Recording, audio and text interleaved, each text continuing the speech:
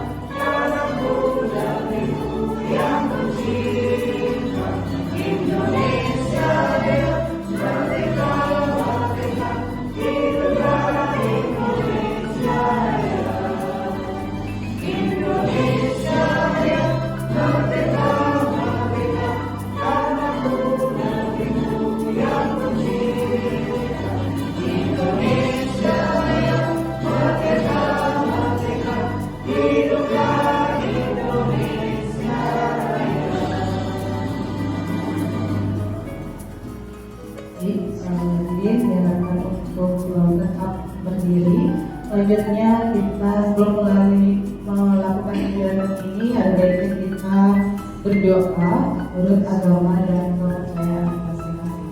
Doa dimulai.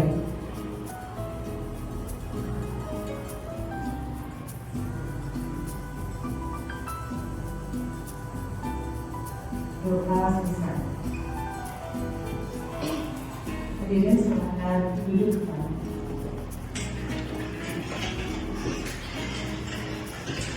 Baik, sekarang dilanjutkan dengan sambutan dari Bapak Adi Asmara selaku Bapak Waka Grup sini. Ada Bapak yang silakan. Baik, terima kasih. Sebelumnya Ibu Syayu Melia Jerry dan rekan saya bernama Isminda Kusuma Dewi yang cantik cerita, ya, membagi tugas. Jadi di modul 1.1 mengenai budaya positif itu ada 6 materi pembahasan yang nantinya akan kami bahas. Saya satu di titik poin 1, 2, 3 dan kemudian ketiga nanti di poin ke-4, 5, dan 6. Nah, sebelum kita lanjut ke materi ini, ada baiknya kita melakukan tes briefing dulu ya, pemanasan seperti itu ya. Oke, baik Bapak Ibu semuanya diharapkan untuk berdiri.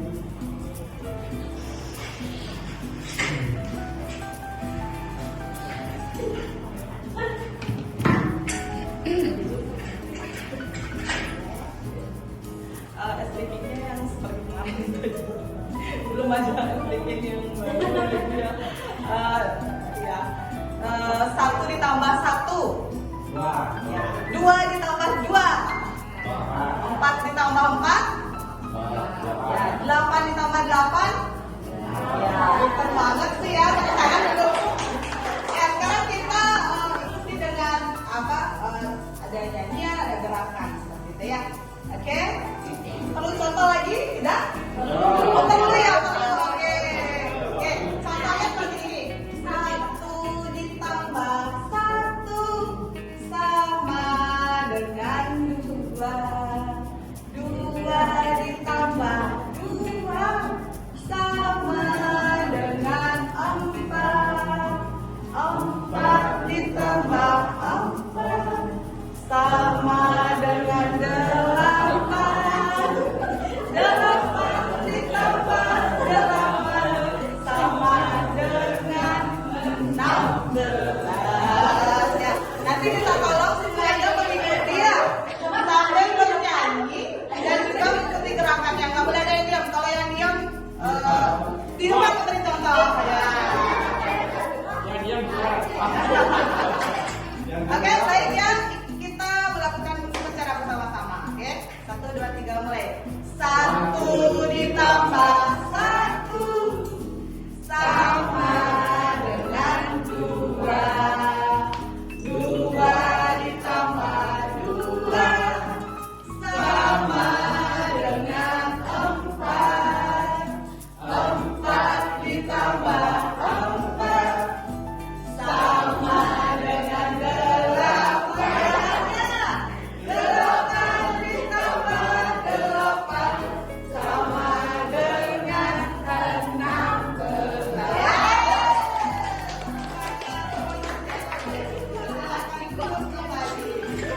Ya, itu pelepasan otot sebenarnya.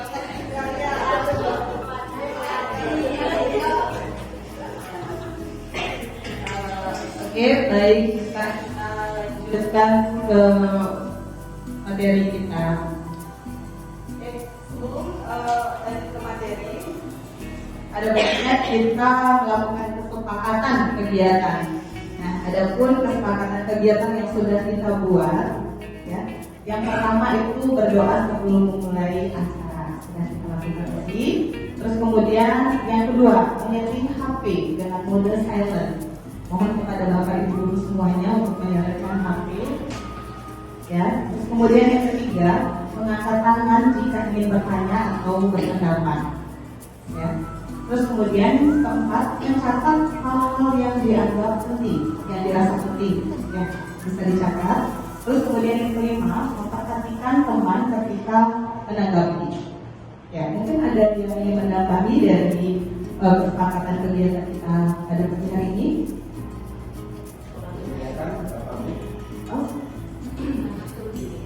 Waktu kegiatannya 60 menit.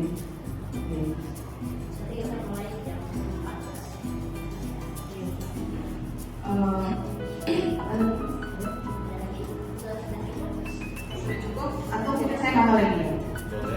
Buang sampah pada tempatnya. Oke. tambah lagi. tapi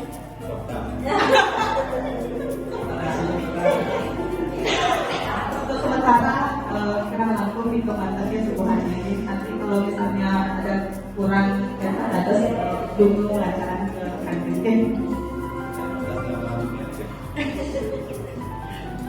Oke, terima kasih banget Ibu Guru semuanya. Sekarang lanjut kita berpikir tentang manusia. Ubahlah paradigma Anda dan skema pemahaman dan penjelasan aspek-aspek tertentu tentang realitas.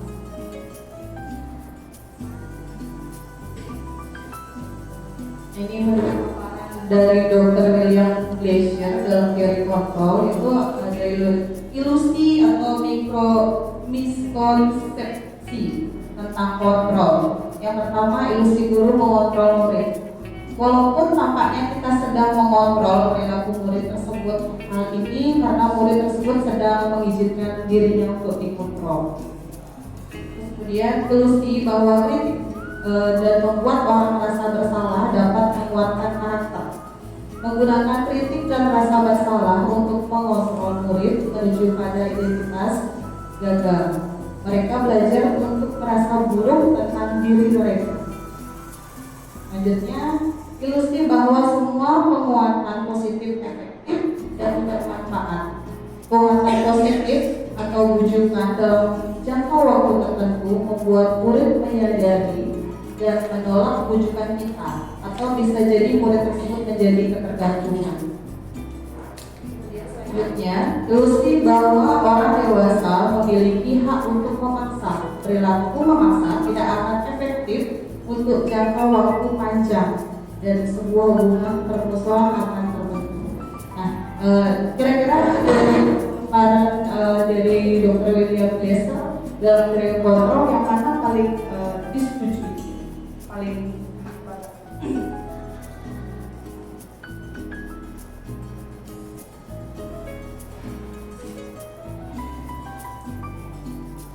bantu saya, Miss Novi. Mungkin salah satu ilusi yang paling sering kita yakini itu yang ilusi bahwa kritik dan membuat orang merasa bersalah dapat menguatkan karakter. Jadi di sana mungkin pada prakteknya kita selalu menekankan agar anak itu merasa bahwa dia bersalah, kurang lebih seperti itu penangkapannya. Jadi mungkin itu menjadi salah satu yang paling iya. Terima kasih Miss Novi sudah memberikan tanggapan kepada saya bagaimana di sini murid itu di mereka posisi bersalah ya. Nah, posisi bersalah jadi mereka ada self control. Jadi dia punya ada ingin ada sesuatu yang nanti akan bisa kesadaran dalam dirinya sendiri ya. Ketika dia disalahkan. Oke, bisa. Mungkin dari bapak guru yang lain ada yang berpendapat lagi. Pada Pak Maria Sarah mungkin.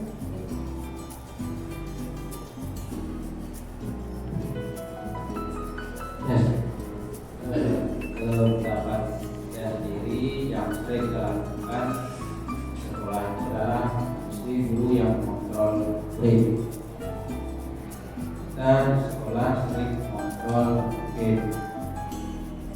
Apa-apa yang dilakukan termasuk juga seperti berencana, perhatian atau apa-apa itu kita sering mengontrolnya, tidak lepas begitu saja. Karena anak itu harus memahami aturan yang dikatakan.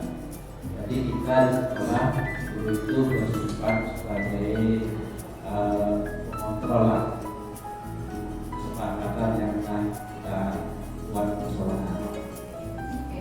Baik, terima kasih Bapak. Bapak sudah menyampaikan tadi ilusi guru mengontrol murid ya. Jadi kita yang mengontrol murid tersebut ya agar mengikuti aturan yang berlaku di sekolah. Apalagi budaya positif yang sudah kita terapkan di sekolah itu setiap pagi kita sudah melaksanakan meditasi, kemudian membawa sembahyang bersama, membawa tumbler seperti itu. Nah, itu sudah artinya budaya positif yang sudah kita terapkan di sekolah, dan itu memang di bawah posisi kontrol dari Bapak Guru. Oke, mau Bapak. Nah, selanjutnya stimulus respon lawan teori kontrol, pandangan tentang dunia. Ini stimulus respon lawan teori kontrol, ada pandangan tentang dunia. Di sini saya akan bacakan ya, stimulus respon tentang dunia, realitas atau kebutuhan kita sama. Semua orang melihat hal yang sama. Kita mencoba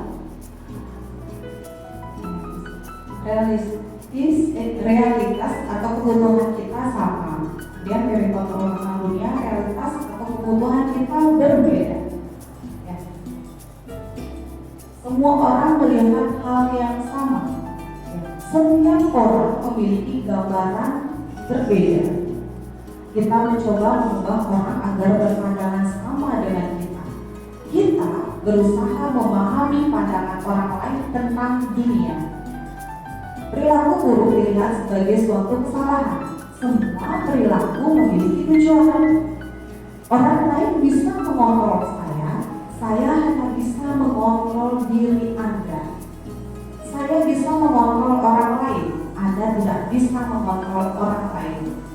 Pemaksaan ada pada saat rujukan. Gagal. Kolaborasi dan konsensus menciptakan pilihan-pilihan baru. Model berpikir menang kalah, model berpikir menang menang. Nah, seperti itu.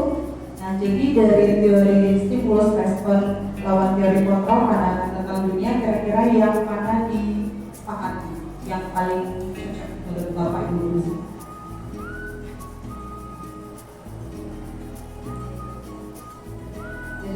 Dari dunia, pasti dari dalam untuk mendapat mencapai tujuan mulia yang diinginkan.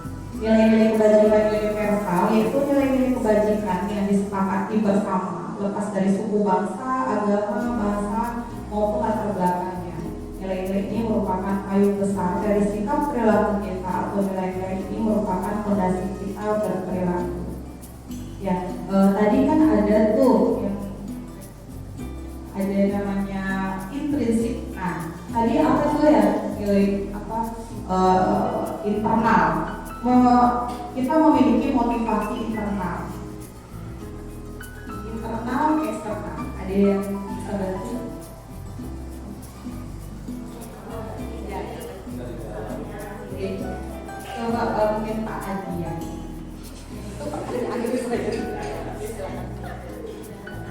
Ya, motivasi internal dan eksternal.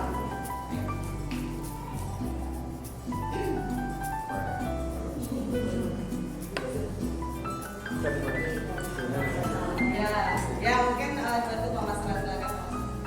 Terkait dengan motivasi internal itu biasanya didorong oleh dirinya sendiri dan eksternal biasanya dari orang lain seperti guru mungkin atau orang tua. Ya, bisa. Ya. Oke, terima kasih. Mungkin ada lagi yang mau menambahkannya. Kira-kira motivasi ini sama Yang mana paling kira-kira paling bagus menurut Bapak Ibu guru ya? Semuanya bagus ya, tapi ada penjelasannya seperti itu. ya. Baik, terima kasih Bapak Bagus, silakan. Terima kasih Bu. Secara pribadi memang untuk disiplin positif ini siswa supaya bisa menerapkan disiplin positif harus ada tumbuh dari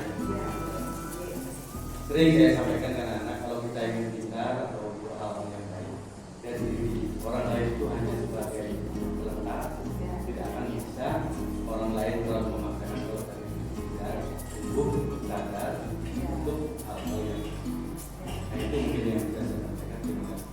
Oke, terima kasih Bapak Bagus dan Ibu Listia. Siapa ya tadi ya?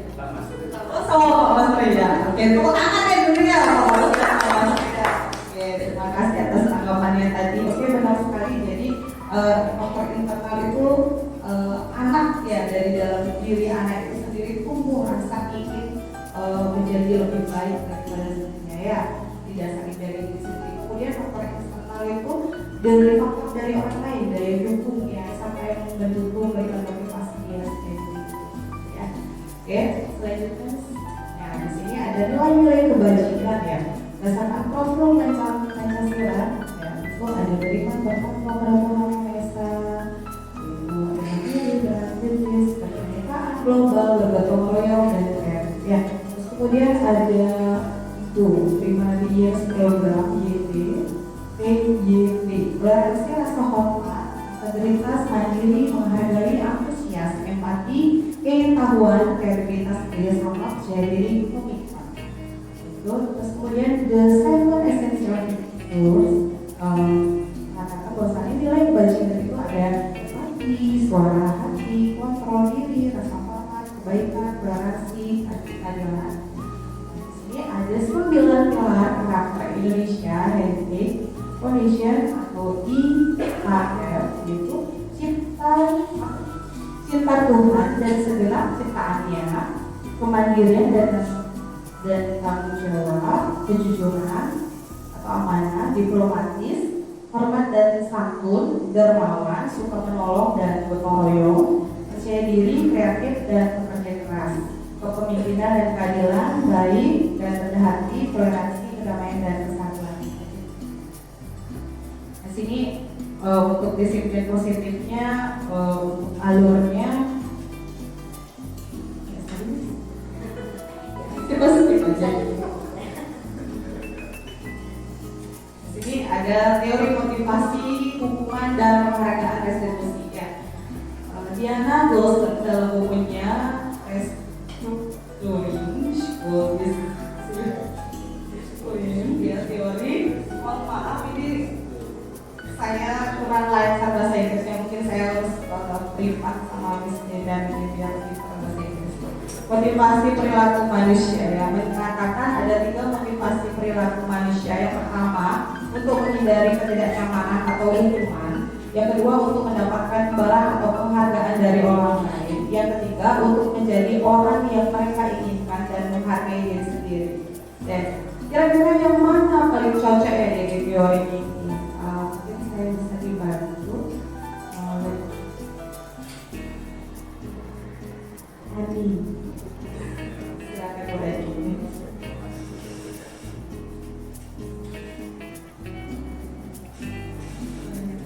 Saya belum jawab untuk teori ini. Saya rasa semuanya cocok ya. Jadi sesuaikan dengan keadaan situasi dan kondisi sosialnya.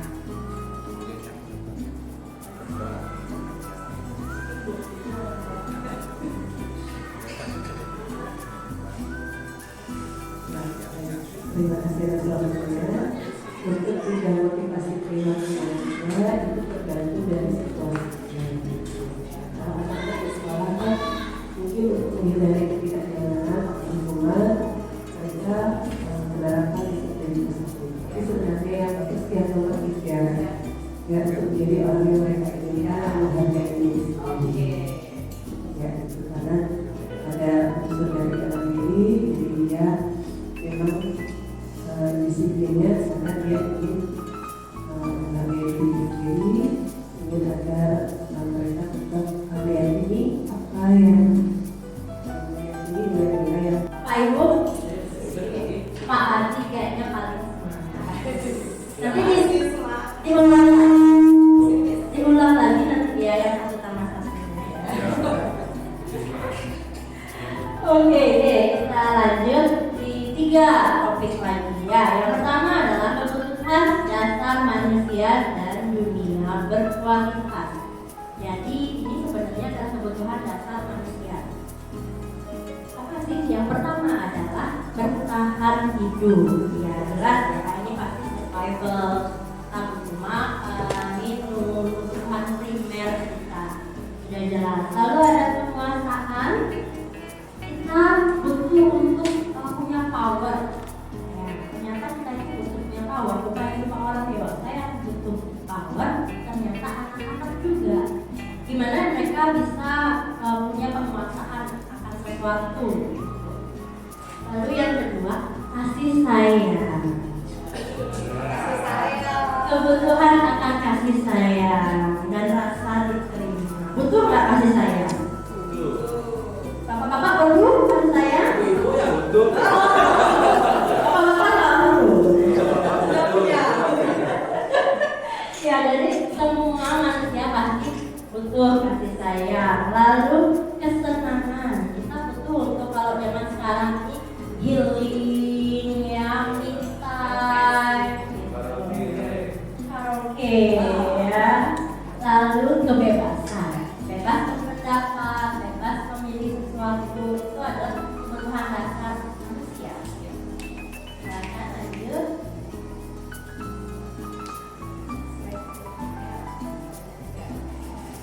Ya, ini jadi yang tadi sudah saya jelaskan. Oke, kalau bertahan hidup, ya biasa tinggal rumah, makan, minum, jadi yang memang biasa. Atau mungkin kita pelajarnya kalau di pelajaran 2 ini kebutuhan primer, ya. Dan lanjut lagi, kasih sayang. Nah, kalau anak kecil mungkin kasih sayangnya bukan dalam bentuk pacaran, gitu ya. Kalau anak kecil tuh mungkin kasih sayangnya itu dalam bentuk dia diperhatikan, dia merasa diterima. Kalau bahasa sekarang itu Gen Z itu bilangnya kita punya circle sendiri, ya. Jadi aku tuh kalau nggak sesuai sama circle-nya aku bisa dibully. Nah, itu termasuk kebutuhan tentang kasih sayang. Ya. Penguasaan, jadi ini kepingin dihormati. Kadang-kadang nih kepingin anak-anak itu aku mau ikut ekstra ini supaya jadi juara, jadi aku bisa dihormati. Nah, ini kebutuhan akan penguasaan. Kebebasan, aku kepinginnya masuk circle yang ini, aku nggak suka circle yang itu, aku nggak bisa sama teman-teman yang itu, aku maunya yang ini. Nah, itu mereka punya kebebasan untuk memilih. Itu termasuk kebutuhan dasar. Dan yang terakhir adalah kesenangan. Jadi anak-anak di sini pasti juga butuh rasa untuk bersenang-senang. Jadi mereka bisa lebih free untuk have fun. Lanjut, kita kelima, posisi kontrol. Menurut Dan Bosnes, dalam bukunya Restitution, Restoring School Discipline, mengemukakan bahwa guru perlu meninjau kembali penerapan disiplin dalam ruang kelas. Apakah efektif? Ya, coba kita lihat apa sih posisi kontrolnya. Banyak ternyata ya. Yang pertama adalah membuat merasa bersalah. Ada yang tahu kira-kira membuat merasa bersalah itu seperti apa?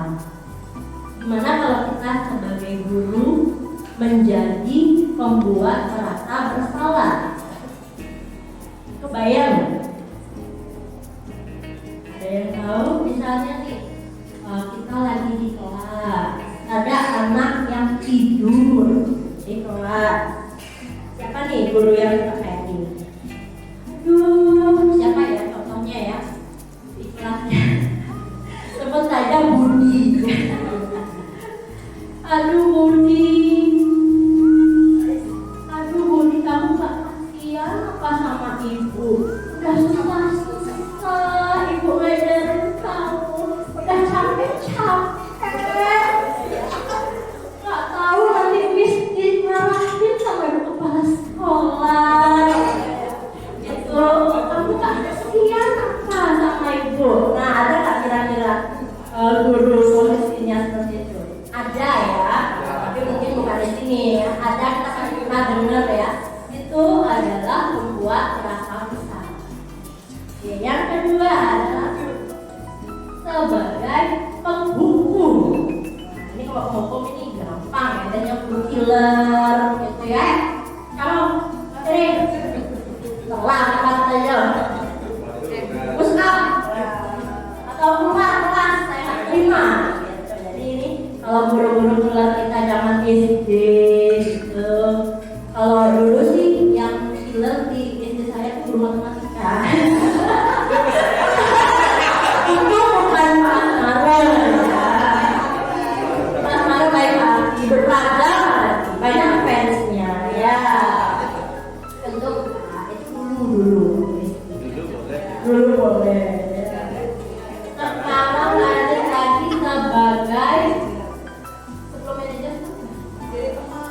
sebagai bro yang temen. Gimana kata-katanya ya kalau jadi temen?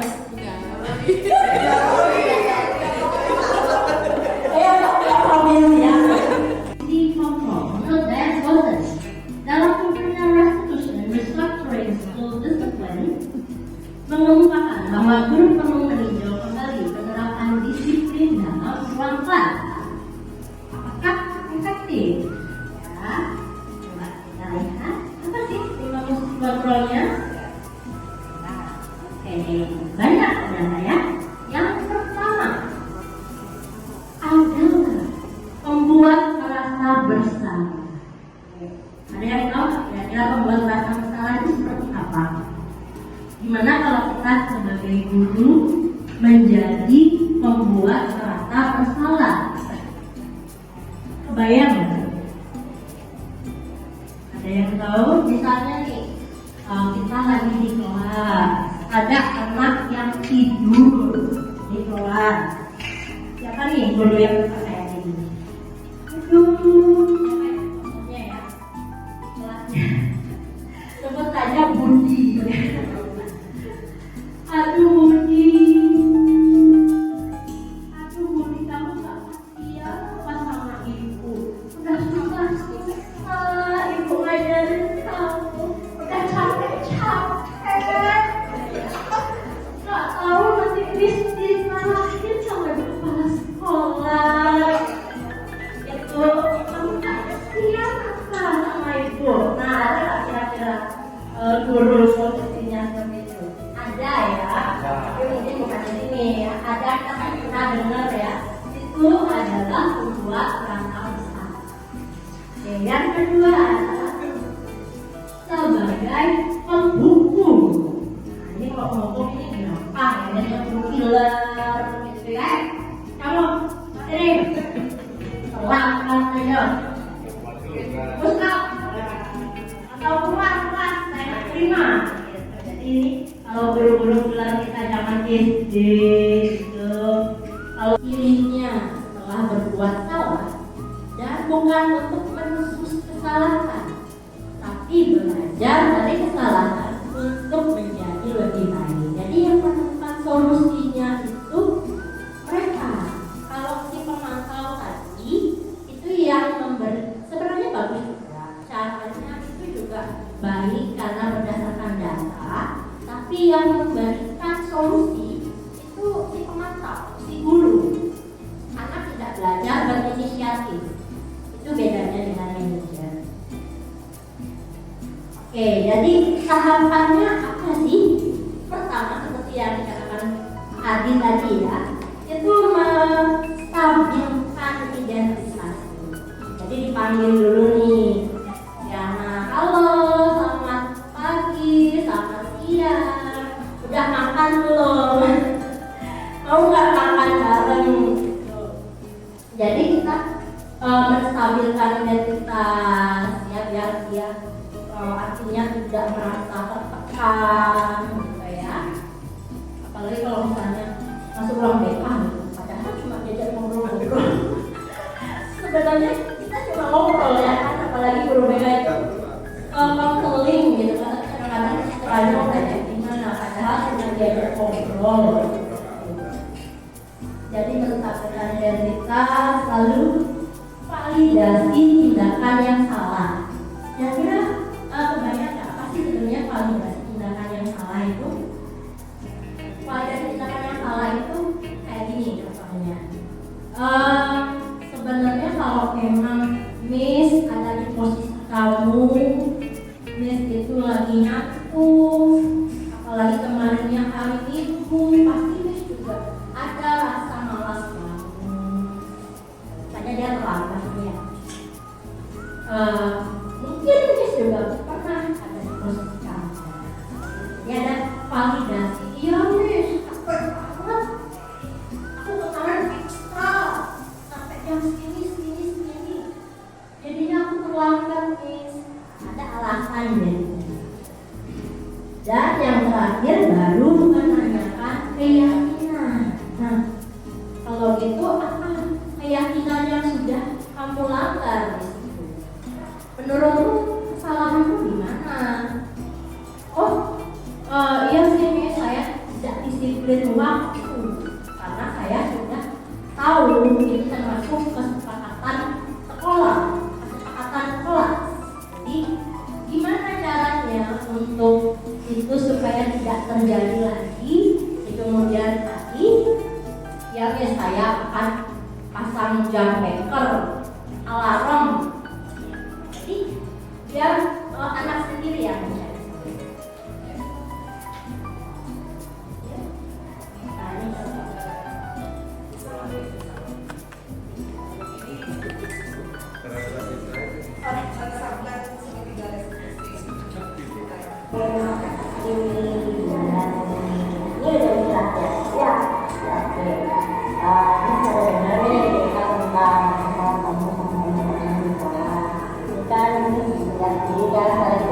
Sebenarnya akan dilatih dulu, jadi tidak sering main bareng gitu kan, kami sudah lakukan karena saya punya pacar ini, benar-benar ada masalah juga, kita nggak melihat kebijakan.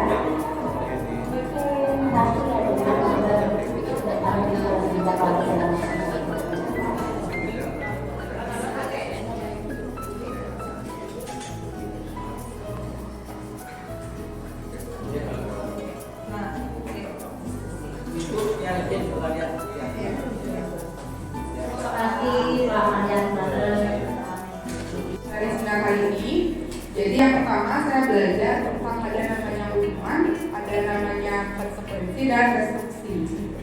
Dimana dari ketiganya itu mungkin konsekuensi dan restruksi yang baik dan bagus yang seharusnya kita terapkan di sekolah.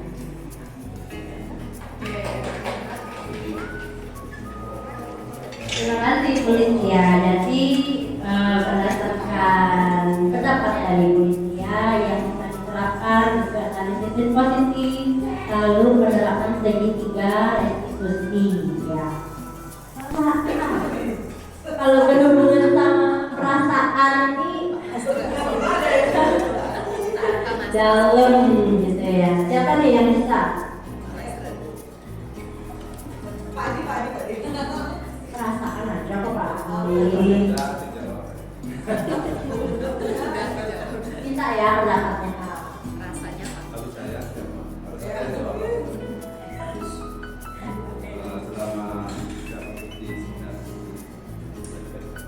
Selama saya merasa lebih luas lagi pengalaman dan diskusi tentang memperdalam tentang hukuman, restitusi, konsekuensi. Itu yang saya rasa secara mendalam dari aplikasi.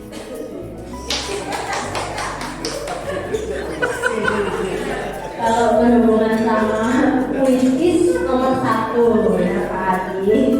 Oke, jadi katanya perasaannya merasa terisi ya, lebih luas lagi. Mungkin sebenarnya sudah diaplikasikan oleh Pak Adi, tapi lebih banyak lagi yang diambil atau diserap. Oke. Yang ketiga, apa hal baru yang saya ketahui tapi mengenai diri saya? Mengenai proses ini setelah tadi, oh ternyata kadang-kadang saya sebagai teman ya, atau ternyata kadang-kadang posisi kontrol saya sebagai pemantau bukan manajer. Oke, siapa yang bisa berbagi? Oke, belajar. Lalu yang saya ketahui mengenai saya setelah kegiatan ini, tadi kan ada beberapa tipe guru. Yang pertama mungkin yang saya setelah saya kegiatan ini, kayaknya saya itu tipe pemantau. Jadi saya sering lihat kok ini kayaknya udah sampai tak masuk. Saya sering kayak gitu di kelas. Nah kemudian yang kedua mungkin saya juga kadang-kadang kayak seperti teman. Saya suka ngobrol sama anak-anak. Walaupun nggak pakai pikir, ya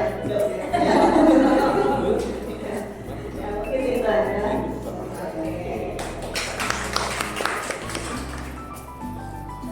kasih ya.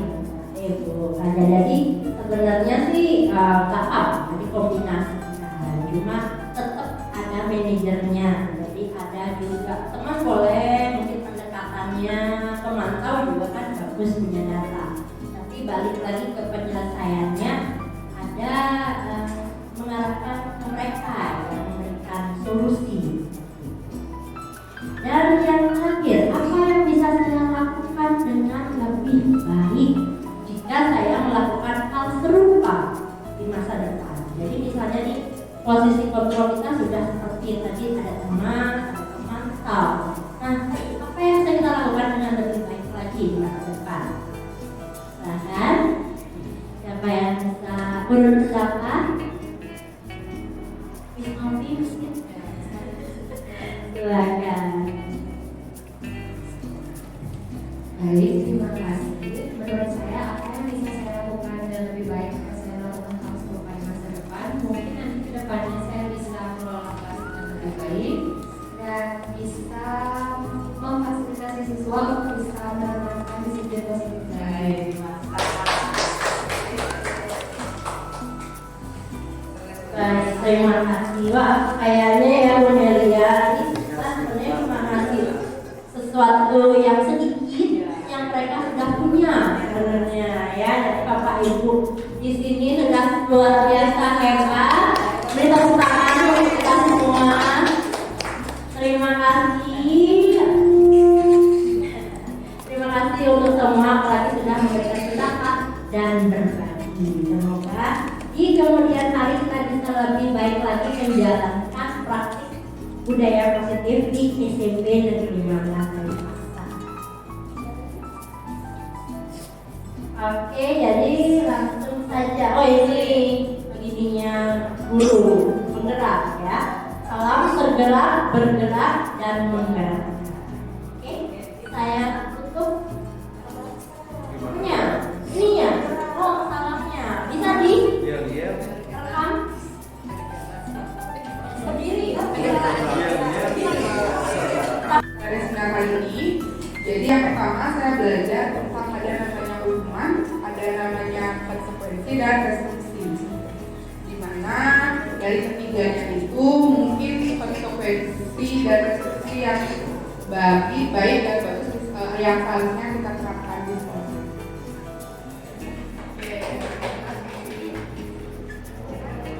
Terima kasih Bu Listia. Jadi berdasarkan pendapat dari Bu Listia yang bisa diterapkan juga dari disiplin positif, lalu penerapan segitiga restitusi ya.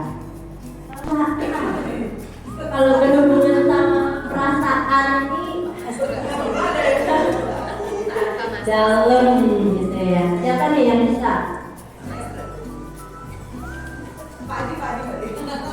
Perasaan aja kok Pak. Minta ya pendapatnya Kak. Tapi saya siapa? Selama yang mengikuti seminar saya merasa lebih luas lagi pengalaman dan diskusi tentang memperdalam tentang hukuman, fungsi, konsekuensi. Itu yang saya rasa secara mendalam dan aktivitas.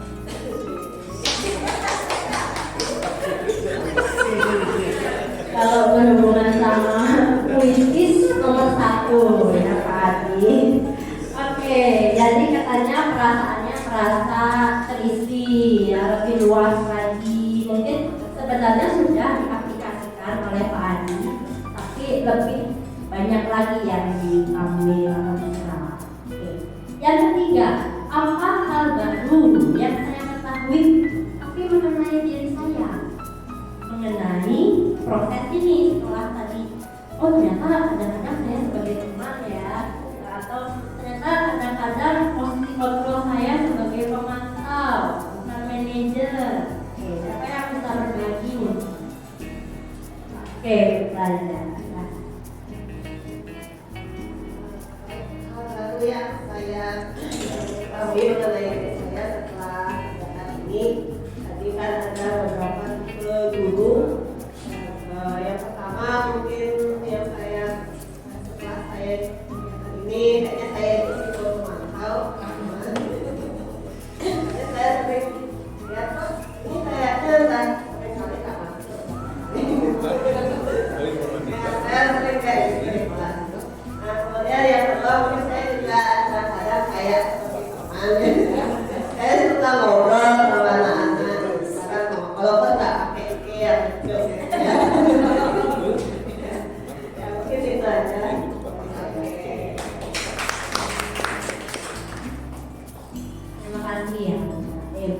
Ya, jadi sebenarnya sih nggak apa dikombinasikan, cuma tetap ada manajernya. Jadi ada juga teman boleh mungkin pendekatannya, pemantau juga kan bagus punya data. Tapi balik lagi ke penyelesaiannya, ada mengarahkan ke mereka yang memberikan solusi. Dan yang terakhir, apa yang bisa saya lakukan dengan lebih baik jika saya melakukan hal serupa di masa depan? Jadi misalnya nih, posisi kontrol kita sudah seperti tadi, ada teman, ada pemantau. Nah, apa yang bisa kita lakukan dengan lebih baik lagi di masa depan? Silahkan, siapa yang bisa berpendapat? Silakan. Baik, terima kasih. Menurut saya, apa yang bisa saya lakukan dan lebih baik jika saya melakukan hal serupa di masa depan? Mungkin nanti ke depannya saya bisa mengelola kelas dengan lebih baik dan bisa memfasilitasi siswa untuk bisa menanamkan disiplin positif.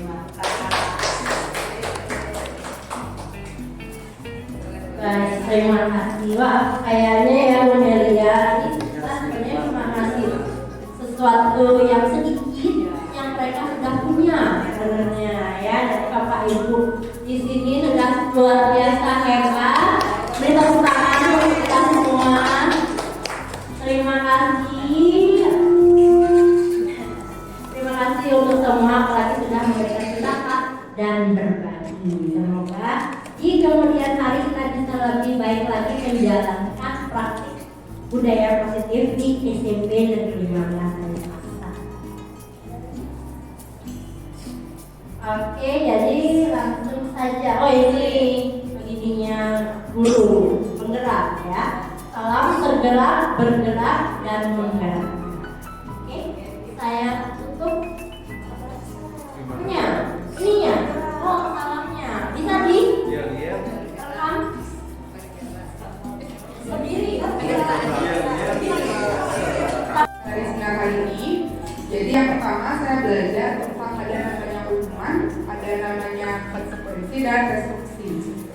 Dimana dari ketiganya itu mungkin konsekuensi dan restruksi yang baik dan bagus yang seharusnya kita terapkan di sekolah.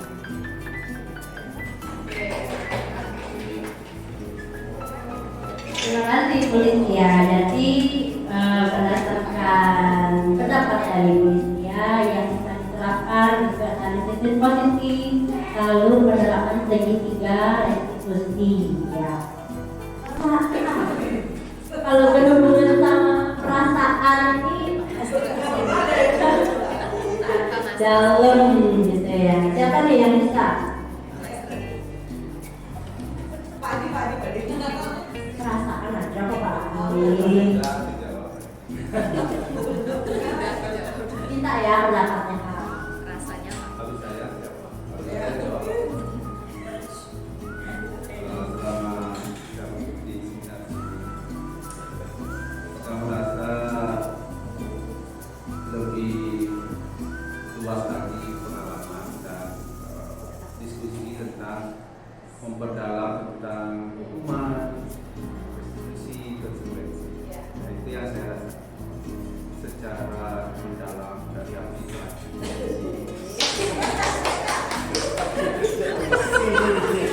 Kalau berhubungan sama puitis nomor 1 ya Pak Adi. Oke, jadi katanya perasaannya merasa terisi ya, lebih luas lagi. Mungkin sebenarnya sudah diaplikasikan oleh Pak Adi, tapi lebih banyak lagi yang diambil atau diserap. Oke. Yang ketiga, apa hal baru yang saya ketahui tapi mengenai diri saya, mengenai proses ini setelah tadi. Oh, ternyata kadang-kadang saya sebagai teman ya, atau ternyata kadang-kadang posisi kontrol saya sebagai pemantau bukan manajer. Oke, siapa yang bisa berbagi? Oke, belajar. Baru yang saya ketahui mengenai diri saya setelah kegiatan ini, tadi kan ada beberapa tipe guru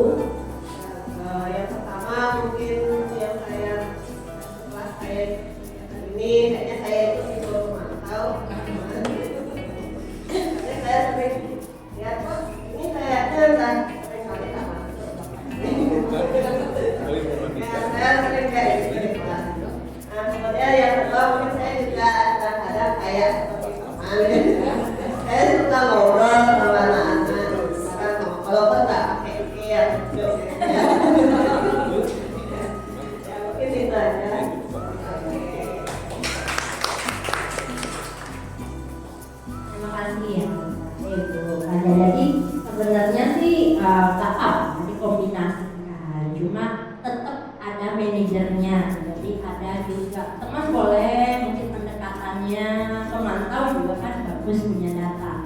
Tapi balik lagi ke penyelesaiannya ada mengarahkan ke mereka yang memberikan solusi.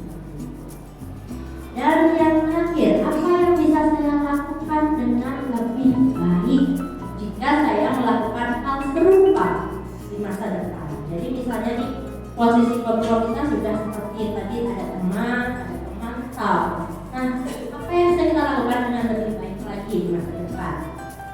Silahkan, siapa yang bisa berpendapat?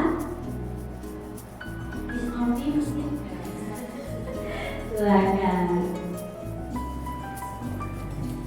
Baik, terima kasih. Menurut saya apa yang bisa saya lakukan dan lebih baik jika saya melakukan hal serupa di masa depan, mungkin nanti ke depannya saya bisa mengelola kelas dengan lebih baik dan bisa memfasilitasi siswa untuk bisa menanamkan disiplin positif. Dari seminar kali ini, jadi yang pertama saya belajar tentang ada namanya hukuman, ada namanya konsekuensi dan restruksi. Dimana dari ketiganya itu mungkin konsekuensi dan restruksi yang baik dan bagus yang seharusnya kita terapkan di sekolah. Oke.